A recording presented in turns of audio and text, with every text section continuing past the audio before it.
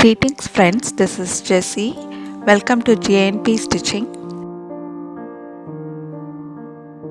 Plastic sheet use பண்ணி ஒரு pencil pouch stitch பண்ணலாம். இந்த plastic sheet வந்து புக்கெல்லாம் கவர் பண்ணுற புக் கவர் ஷீட்டு. அது வந்து நம்ம வினைல் ஷீட்டுன்னு சொல்லுவோம். இந்த ஷீட் எல்லா ஸ்டேஷ்னரி ஷாப்லேயும் கிடைக்கும். அப்புறம் ஒரு லென்த்தியான ஜிப் எடுத்திருக்கேன். இப்போ இந்த ஷீட்டோட லென்த் வந்து நான் 15 inches எடுத்திருக்கேன். நீங்கள் உங்கள் பர்ஸ் எந்த சைஸில் தேவையோ அந்த சைஸ்க்கு எடுத்துக்கோங்க.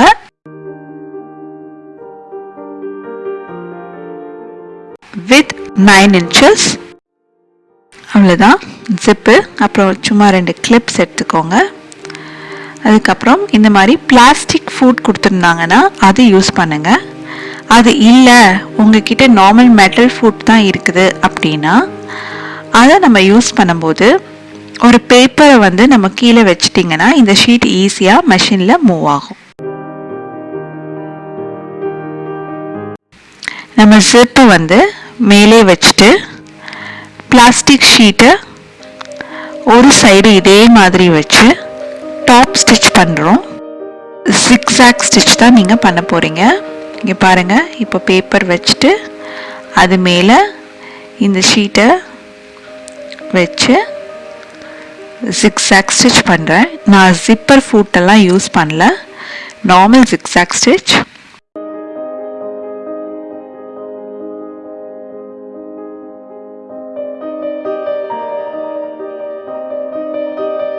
இப்போது பேக் ஸ்டிச் போட்டு எடுத்துருங்க.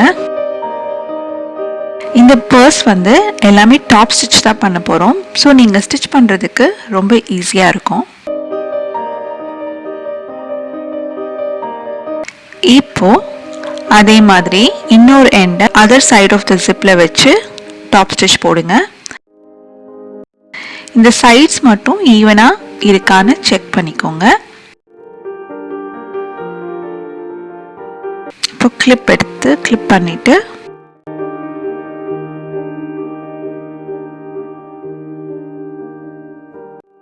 ஜிப்பை ஓப்பன் பண்ணி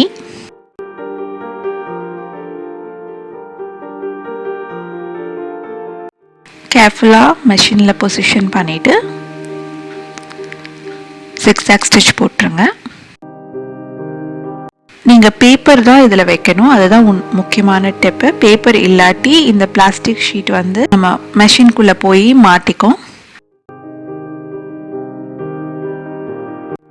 ஸோ நம்ம வச்ச பேப்பரை கிளியராக ரிமூவ் பண்ணிடுங்க. இப்போது மேலே 1 inch கேப் விட்டுட்டு ஜிப்பு 1 inchக்கு கீழே வர மாதிரி ஃபோல்ட் பண்ணி கிளிப் பண்ணிக்கோங்க.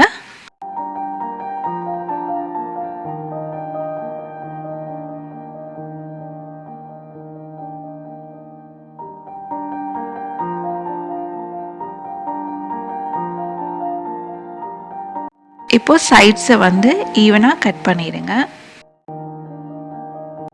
2 சைடும் கட் பண்ணிடுங்க. இப்போ திரும்பியும் பேப்பர் கீழே வச்சு சேம் ஜிக்ஸாக் ஸ்டிச்.